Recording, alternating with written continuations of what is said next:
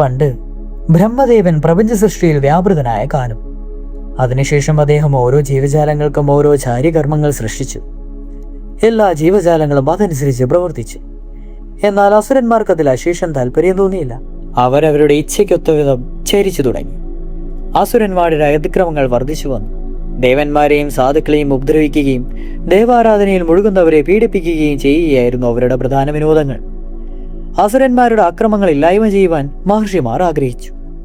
അതിനായി മഹർഷിമാർ ഒരു യജ്ഞം ആരംഭിച്ചു. ഹിമാലയ പ്രാന്തത്തിൽ നടന്ന ആ യജ്ഞത്തിൽ നിന്നും അതിഭയങ്കരനായ ഒരു ഭൂതം പ്രത്യക്ഷനായി. പുതിയ ജീവിയെ കണ്ട മഹർഷിമാർ ഭയന്നുപോയി. അവർ ഭയവിഹുലരായി ഹൃദയത്തോടെ ബ്രഹ്മദേവനെ സ്തുതിച്ചു തുടങ്ങി. ബ്രഹ്മദേവൻ പ്രത്യക്ഷനായി അറിയിച്ചു, ഹേ മഹർഷി, നിങ്ങൾ ഭയപ്പെടുന്നത് എന്തിന്? ഇതൊരു ഭൂതലമല്ല, അതിവിശിഷ്ട ശക്തിയുള്ള ഒരു ഖഡ്ഗമാണ്. അസുരവംശത്തിന്റെ ശക്തി ഇല്ലായ്മ ചെയ്യുവാൻ ഈ ഖഡ്ഗം മതിയാകും. അപ്പോൾ മഹർഷിമാർക്കിടയിൽ ഒരു സംശയം വളർന്നു. ബ്രഹ്മദേവ, ഇത്രയും ഭീമാകാരമായ ഒരു ഖഡ്ഗത്തെ വഹിക്കുന്നവൻ ആരായിരിക്കും? ദേവന്മാരിൽ ആർക്കാണിത് വഹിക്കുവാനുള്ള ശക്തി ഉണ്ടാകുക? ബ്രഹ്മദേവൻ പുഞ്ചിരിച്ചുകൊണ്ട് മറുപടി നൽകി, നിങ്ങളുടെ സംശയം തീർത്തും അസ്ഥാനത്തല്ലെന്നറിയുക. സാധാരണനും അസാധാരണമായ ഒരാൾക്കും ബ്രഹ്മജ്ഞേയത്തിൽ നിന്നും ജന്മം കൊണ്ട് ഈ ഖഡ്ഗത്തെ വഹിക്കുവാനാവില്ല. പരമശിവന് മാത്രമേ അത് സാധ്യമാകൂ. നിങ്ങൾ ഭഗവാനെ തപസ്സനുഷ്ഠിക്കും. അതനുസരിച്ച് മഹർഷിമാർ പരമേശ്വരനെ തപസ്സനുഷ്ഠിച്ചു. അനേകം യുഗങ്ങൾ കടന്നുപോയി.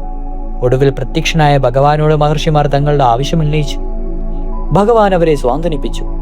മഹർഷി, ലോകസമാധാനം ഇച്ഛായിവ മുൻനിർത്തി ഞാൻ ഈ ഖഡ്ഗത്തെ സ്വീകരിക്കുന്നു. ബ്രഹ്മയജ്ഞ സംഭൂതമായ ഖഡ്ഗം വഹിക്കുന്ന ഞാൻ സംഹാരരുദ്രനായ അസുരന്മാർക്കിടയിൽ വർത്തിക്കുന്നതായിരിക്കും. സമാധാനമായി മടങ്ങുക. മഹർഷിമാർ ഭഗവത് സ്തുതികളോടെ മടങ്ങി. പരമേശ്വരൻ ആ വിശിഷ്ട ഖഡ്ഗത്തെ നമസ്കരിച്ചു. ഭഗവാൻ ധ്യാന നിമഗ്നനായി. അടുത്ത ക്ഷണം ഭഗവാന്റെ കൈകളുടെ സ്ഥാനത്ത് ഈ കൈകൾ കൂടി പ്രത്യക്ഷമായി. ചതുർബാഹുവായ ദേവൻ ഭക്തിപൂർവ്വം ഖഡ്ഗം സ്വീകരിച്ചു.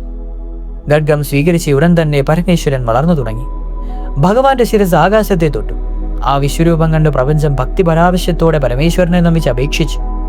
ദേവാദുഷ്ടരായ അസുരന്മാരുടെ അധാർമികവും അനനിയന്ത്രണവുമായ പ്രവൃത്തികളിൽ നിന്ന് ഞങ്ങളെ രക്ഷിച്ചാൽ. ഭഗവാൻ ഖഡ്ഗവുമായ അസുരപ്പടയുടെ നേർക്കണം. അദ്ദേഹം അസുരപ്പടയ്ക്ക് നടുവിൽ അഗ്നിയെപ്പോലെ ജ്വലിച്ചു നിന്നു. ഖഡ്ഗം വീശിയെറിഞ്ഞ ഭഗവാൻ അസുരപ്പടയെ ഒന്നാകെ അക്ഷണം കൊണ്ട് നശിപ്പിച്ചു. സന്തോഷഭരിതരായ ദേവന്മാർ, മഹർഷിമാർ, ആദയാണവർ ഭഗവാനെ സ്തുതിച്ചു തുടങ്ങി.